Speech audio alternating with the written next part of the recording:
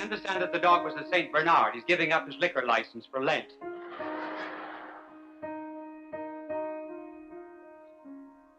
Perhaps we can introduce this subject by telling you the story of someone in the South who was arraigned before the judge, and the judge said to him, "Sam, do you promise to tell the truth, the whole truth, and nothing but the truth?" And he says, "Judge, if you're going to put me under those limitations, I haven't a word to say." And so there are people who believe there are no limitations, that the philosophy of self-expression is always right, and that repression of any kind, asceticism, self-denial, mortification, all of these things end in a frustration of personality. Now, because the philosophy of self-expression is so very general in our land, may we analyze it and ask, is self-expression always right? In order to answer the question, one must begin by making a distinction. Now, self-expression can refer to one of two things. It can refer to something, for example, that is simple, or it can refer to something that is complex. A thing is simple, for example, when it produces only one effect. It is complex when it produces many effects. Now, self-expression is always right when it refers to something simple. For example, a bedbug has a perfect right to self-expression. So has a flea. So has fire. So has water. So has ice. When you get into something that is complex, and therefore capable of producing several effects, well, self-expression may not always be right. It may sometimes be wrong. Now, let us take some examples of complex things. For example, is a locomotive more self-expressive when it is on the track or when it is off the track? Is a razor more self-expressive when it shaves the beard or when it cuts the face? Or take a cold, a common cold. Now, many people have colds, and you are asked, "How is your cold?" You say, "Oh, my cold is terrible." No, the cold is a cold may not be terrible. The cold is a cold may be very good. You may be terrible as a result of the cold. Because inasmuch as you have the cold now, we're dealing with a certain amount of complexity. And I can imagine very well a doctor being called in, and you say, "Doctor, will you please care for me?" And the doctor says, "You know, as I examine your flu germs, I want to tell you that you have a particularly fine culture of germs. I do not believe that in my life I have ever seen germs in better and more complete development than they are in you. And being a scientist, I am in favor of self-expression. I therefore am going to develop this flu within you in order to study all of the effects. Oh, I know that you want me to cure you. You say that your health is more important. Now, that means I have to repress these germs. Do you realize that?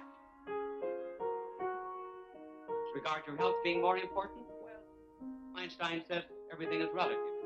Purely a question of relativity. For my part, I'm going to express my love of germs. Is it really that simple? Was the doctor right in being that self-expressive? Or were you right in insisting on your health? Inasmuch as we are dealing, therefore, with something complex, because we are dealing with man. Man's complexity derives from the fact that he's composed of a body and a soul. Matter and spirit. And the two do not always get along together. They may sometimes get along together like many a husband and a wife in a home. Not so well. And if you concentrate all the time on the body, well, the soul may suffer. If you concentrate all the time on the soul, the body itself may suffer. For example, have you ever in your life known an athlete, a great athlete, who was also a specialist in mathematical calculus? Have you ever known, for example, a man who became an expert in Hittite civilization? Whoever won the American Open Golf Championship.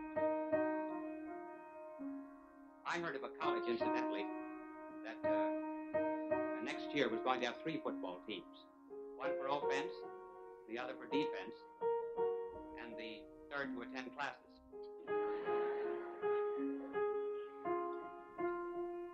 Did you ever know a very athletic girl who was strong enough to do indoor housework?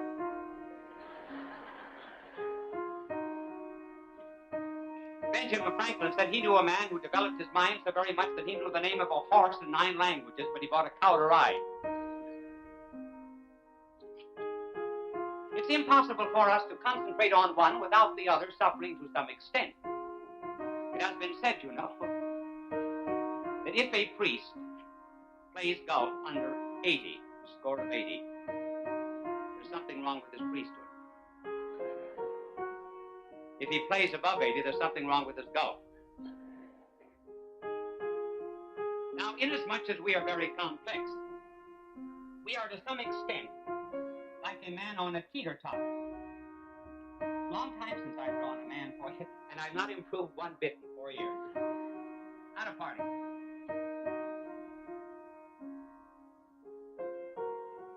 Now, it happens that when, for example, a man represses his love of self, that his sense of solidarity and community goes up. Many a wife has said, for example, of a drinking husband, he's so wonderful when he doesn't drink. So if he represses drink, there's an elevation of his home life. Take, for example, going to a picnic. If you repress the ants, you've got a good picnic. Who was it that said, denied that ants were the busiest creatures in the world and the hardest workers?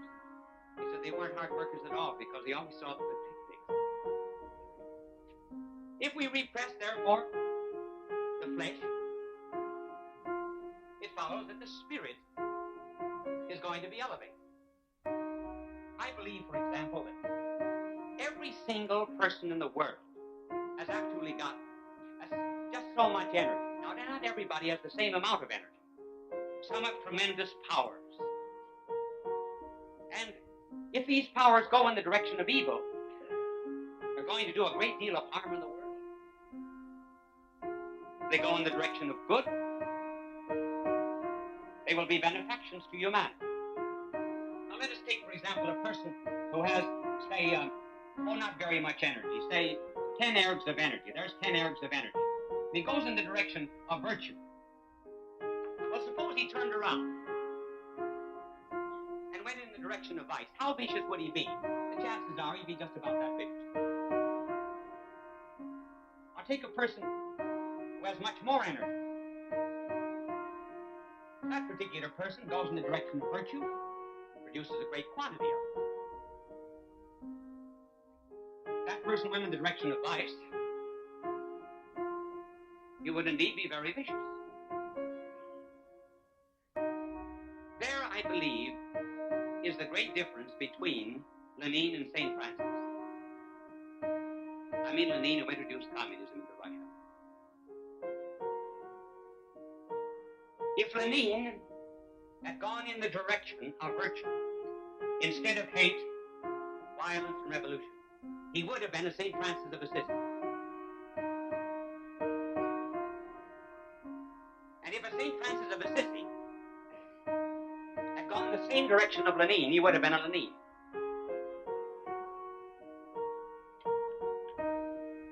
Almighty God can deal with people who have a great deal of force and passion. That was one of the reasons, I think, why he loved Paul. Paul could hate. Not simply because Paul could hate, he had a tremendous capacity for love. The passion of Mary Magdalene was never killed. The passion of Mary Magdalene was just simply turned into another direction. And very fittingly, therefore, she's been called the 13th apostle. 13th apostle simply because she has done so very much good by turning all of this energy around. The little flower, now the little flower is not LaGuardia.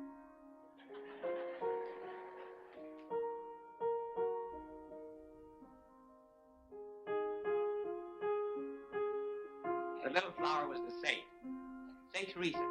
Saint Teresa said that if she had followed her passions and had not, in way repressed that which was evil within her and had not responded to God's grace, she probably would have been one of the most evil women who ever lived.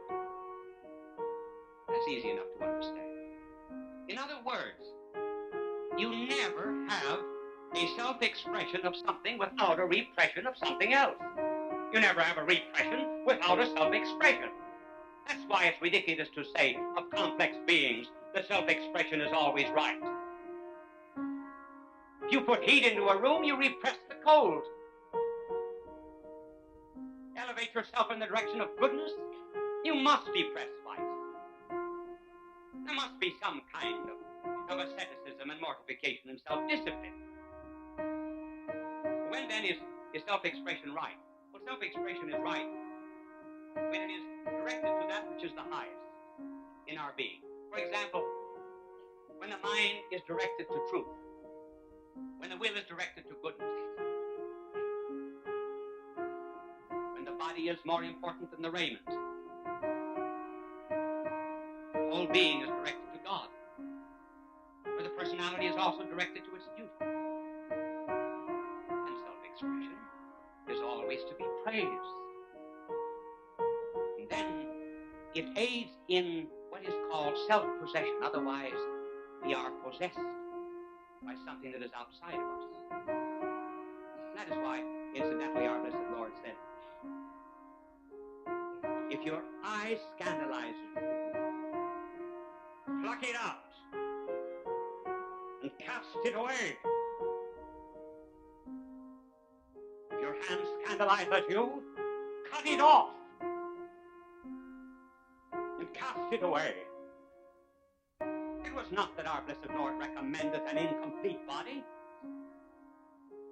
but rather he said sometimes that which is lower and base will stand in the way of that which is higher. And just as a ship in a storm at sea must be prepared to sacrifice its cargo, so too we must be prepared to sacrifice the lower things in order to possess the higher.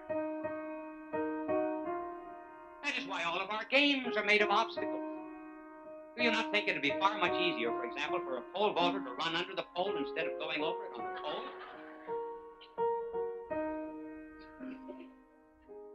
Wouldn't it be much easier for basketball players if the baskets were down about 6 feet? Take, for example, golf. There's rough, and then the sand traps. The sand traps. I remember some years ago, I was in the Sahara Desert.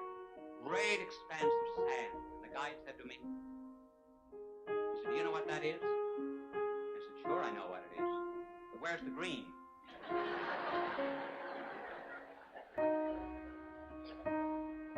That was the only part of the golf course I knew.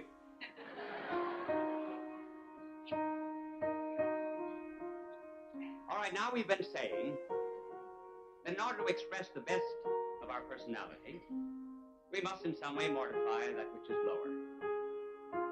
Maybe objective. Then you're opposed to pleasure. Then we are not to have a good time. Then the long face is recommended. Then you pervert life. It may be objective. And you begin to take a pleasure. Really a pleasure in giving yourself pain. Is that true? No, those who make that statement, first of all, they do not understand what real asceticism, mortification, and self-discipline are. Remember that our blessed Lord said, when you fast, wear not a long face.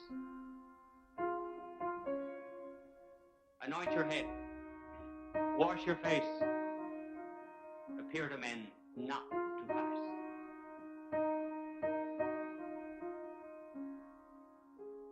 It is also worth observing, and this is interesting. Suppose I just ask you the question. Can you ever recall in the gospel where our blessed Lord ever sang?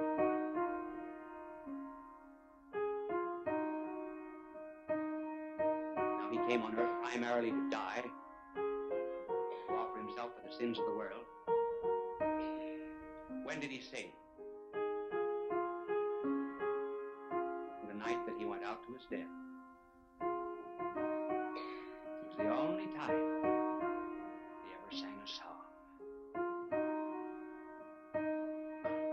denying pleasure.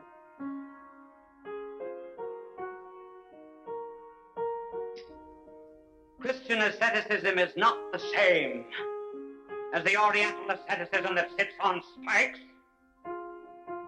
and walks on fire. Why? Because that type of asceticism considers mortification and pain as an end in itself. It is not an end in itself. And if you make it an end in itself, you are perverting it. God takes no glory in pain as pain. And mortification is mortification. What is the inspiration of it then, if it is not just the seeking of self-restraint for the purposes of self-restraint? Well, the reason for all asceticism and mortification is love.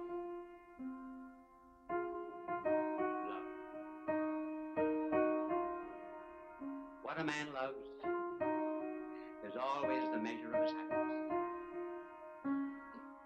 No man ever made an affirmation of love without at the same time making a negation of something else. When we love something,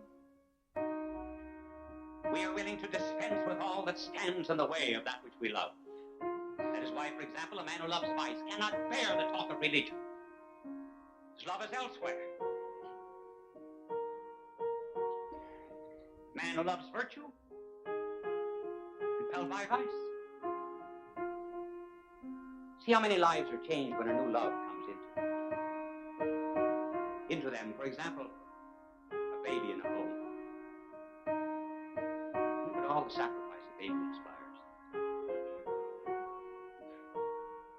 Mother and father, husband and wife would certainly never get up at 3 o'clock in the morning just for the fun of it.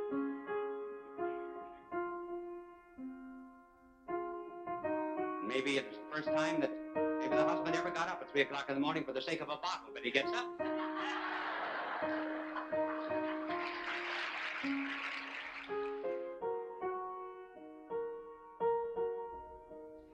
Then they stay at home at nights.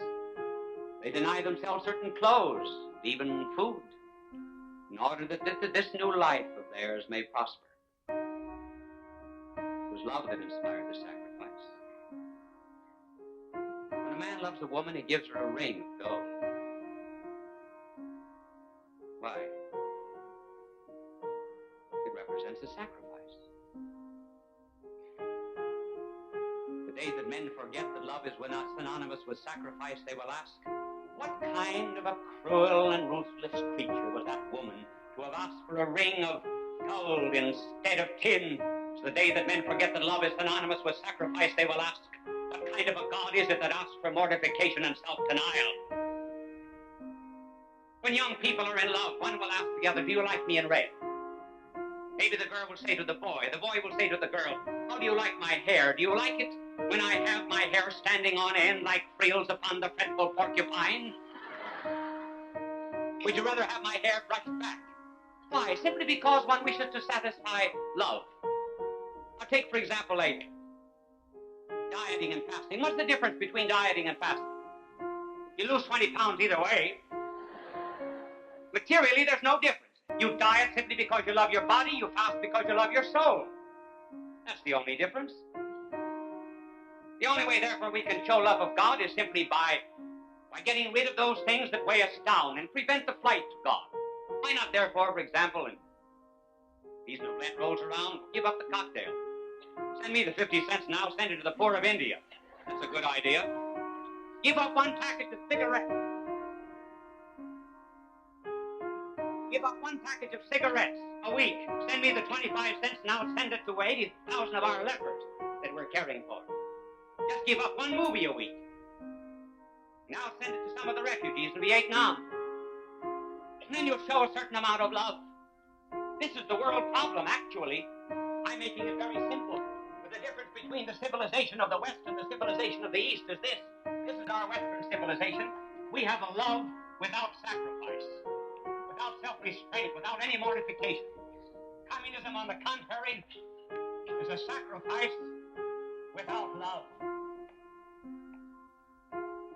Love without sacrifice is what? Love without sacrifice is sentimentalism, romanticism. It is softness. It is the rotting of our nation.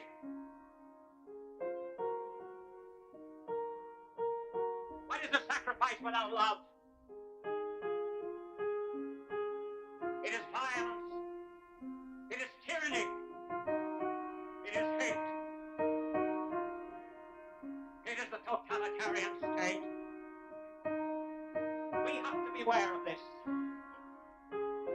Reminding ourselves of what Toynbee said, that of 19 civilizations that have perished from the beginning of the world until the present time, 16 have perished from within. They died of softness. It could very well be that in a struggle just on the natural order alone, that Russia might be stronger because it believes in discipline, believes in sacrifice, believes in a certain amount of negation, self-negation in order to attain its ends. That must not be so, and that will not be so, provided we who know something about the cost in our civilization will introduce self-discipline, mortification, self-restraint in our home, in our nation, in our schools, that we may bring peace to a tortured world. Bye now, and God love you.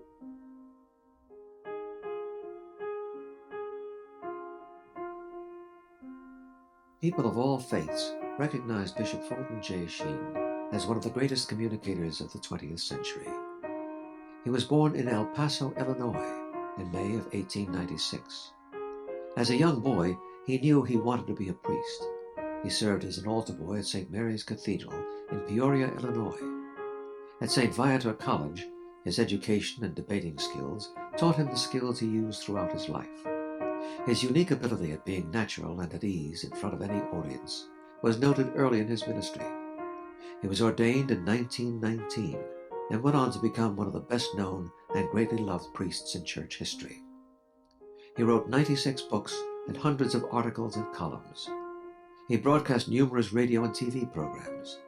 People from all faiths watched him on television because he spoke to every man. They always waited with joy for his goodbye, his blessing, God love you. It continues to give us joy and memory.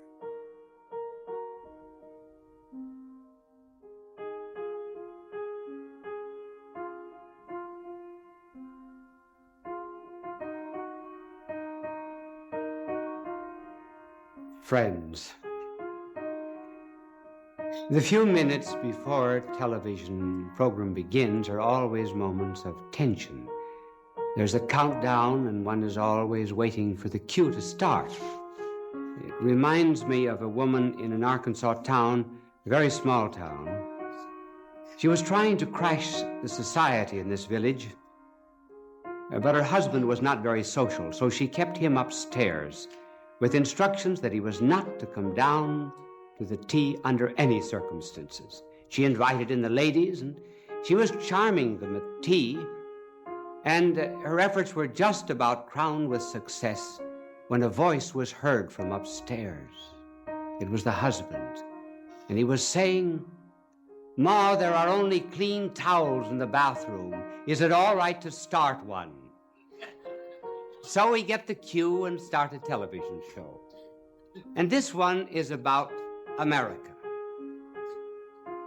Sometimes the Europeans make great fun of us. This really and truly happened to a friend of mine who was studying in Switzerland. And it seems this American had gone over for his first visit to Europe. And my friend in Switzerland, who was an American, said, "Well, how do you like Europe?" "Oh," he said, "I don't like anything about it." He said, "They're not up to date. They do not have the latest gadgets. The television not in the hotel rooms." And then he said, "Buildings are old." He said, "There are churches here that are over 1,000 years old." And then dirty. "I don't find anything beautiful here." My American friend said, "Well, don't you think Switzerland is beautiful?" He said, "Take away the scenery, and what have you got left?"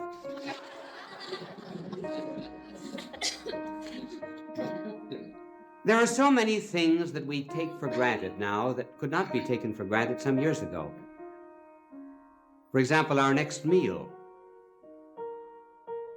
When the pioneers had to go out to shoot it. Water. But now we take everything for granted. Light, heat, transportation, television, trains and planes. We take our friends for granted. Take people for granted. And we take America for granted. And there is going on at the present time a decline in patriotism. And in order to revive it, let me tell you some of the glories of America. I'm going to mention three. The first is the origin of our rights and liberties. Secondly, the great value that we put upon the human person. And then thirdly, what America's done for the world. First of all, the source of our rights and liberties. Where, for example, do I get the right of free speech here? Whence comes freedom of press, freedom of conscience, freedom of religion? There's an audience here in this studio. They are an assembly. Whence comes the right of assembly?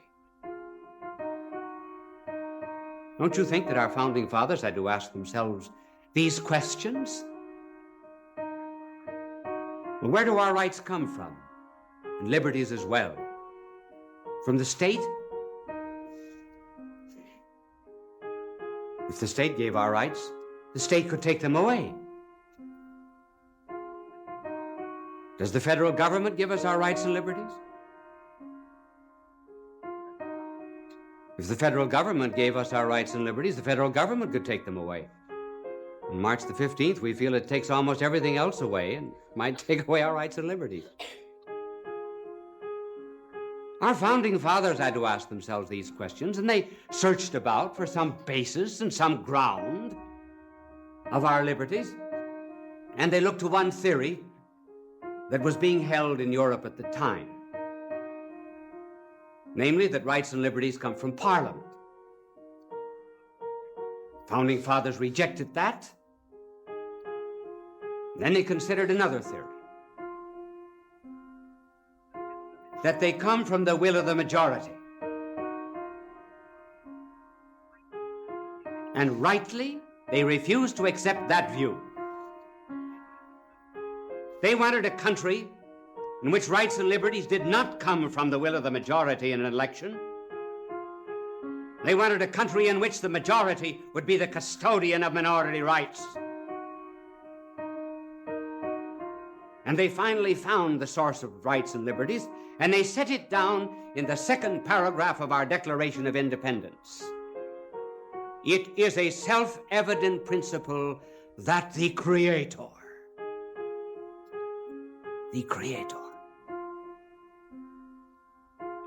has endowed man with certain unalienable rights, among which are the right to life, liberty, and the pursuit of happiness. In other words, our rights come from God. And therefore no one can take them away. That's very different from any theory that might exist in a totalitarian system. This is why we call now all of our rights and liberties inalienable. The Constitution puts it unalienable, but the meaning is the same. Now, if our rights came from a party, then the party could destroy them. And so we have in our Constitution, Article 9. And Article 9 of the Constitution states, when the Constitution grants rights and liberties to the citizens, it must never be assumed that the people have no other rights than those granted to them by the Constitution. In other words, simply because we have certain rights, we must never think that we have them because they're in the Constitution. No, we have them because they're divinely given. And we do not have to wait for all of our rights and liberties in the enumeration by a Bill of Rights or the Constitution. See our country as theological foundations. In other words, our Declaration of Independence is a declaration of dependence. We are independent because we are dependent on God. If we wish to keep our rights and liberties, or rather our trees, we have to keep our forest. If we wish to keep our light and heat, we must keep our sun. If we wish to keep our perfumes, we must keep our flowers. If we wish to keep our rights and liberties, we must also keep our God.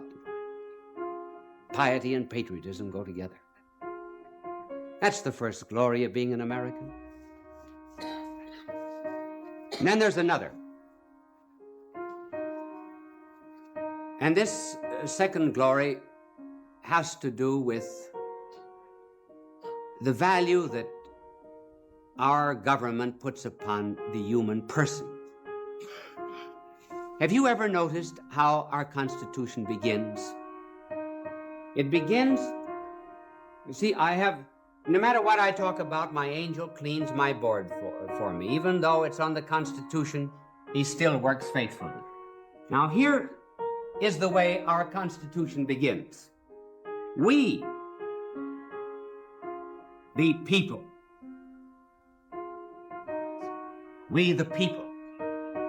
decree and ordain a Constitution. Who are people?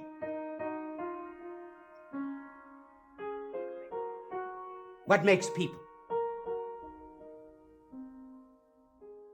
Persons make people. What is a person? Person is someone who answers the question, who is it? A person is one who has rights and liberties, even though he is not useful, like a baby or a sick person. But above all, a person is one who cannot be replaced, like your mother, father, wife, husband, so forth. And a person is one who is self-determined. In other words, a person is one who has a right to go in and look at 20 pair of shoes in a shoe store and not buy a one. The determination comes from inside oneself, not from the outside. One is not pressured. Persons are not the same. Here I'm going to become technical for a moment. Persons are not the same as individuals. When you go to the store to buy oranges, you say, well, I don't like that orange. Put in another. But you can't say that about persons. A mother who has 5 children can't say, oh no, I don't like that one. Give me another one. She has it. So individuals are very often just things. Now, our Constitution states that we are made up of persons, and persons in community constitute people. This has great bearing in the politics of the world today. What's the contrast? Of what does communism speak? People? No. Masses. Who are masses? They're persons who began to be individuals, who lost all sense of responsibility, and then began to be amalgamated into a mass, and all the direction of the masses comes from outside of the persons. They are not self-determining. It's the party that determines. It's the dictator that determines. We are not masses. We are people. One can beware of anyone who speaks. Therefore, the American nation is being made up of masses. Karl Marx, who founded communism, said, The individual has no value, the person has no value, except he is a member of the Communist Party. If he's not a member of the party, he has no value. We say he has value independent of any party. I remember some years ago, Haywood Broun, the great journalist, told me of a friend of his who was a cartoonist for the Daily Worker, which was the communist daily in New York City. And this cartoonist had developed cancer and was unable to work. And he was living in great poverty. And Broun, who had a profound love of humanity, went to the Communist Party of New York and asked them if they please wouldn't do something for this man who had dedicated his whole life to them and has used his talents in drawing cartoons for their paper every day. And the party said to Broun, he doesn't exist anymore. He no longer has value for the party. Therefore, he's of no importance. We cannot help him. The greatness of America, therefore, is its belief in the value of a man. That's why we're interested in just one citizen who might be taken prisoner in another country. And where does this stem from? It stems from, after all, the Christian tradition. One wonders if really the Christian part of democracy was not grounded and founded on that day when our blessed Lord was unfurled like a wounded eagle on the cross, and he turned to a thief on the side of him and addressed him in the second person singular, saying, "This day thou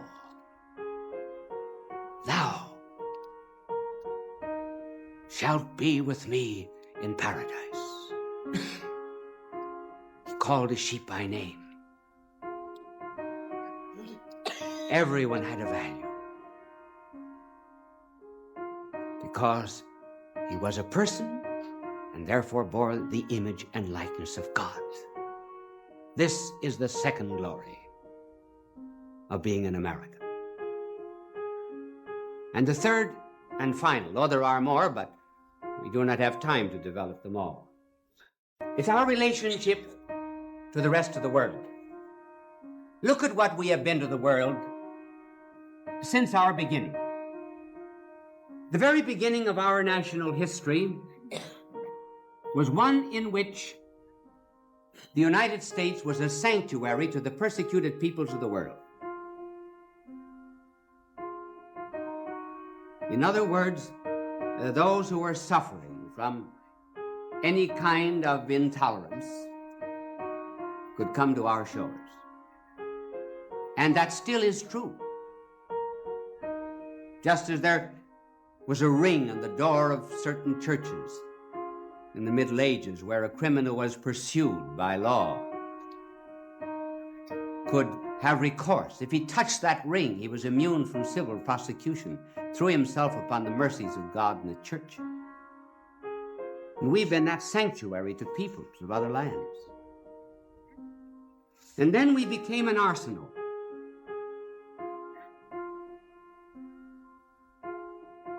We were an arsenal in 2 world wars. And we did not gain 1 inch of territory. Nor did we ask for it.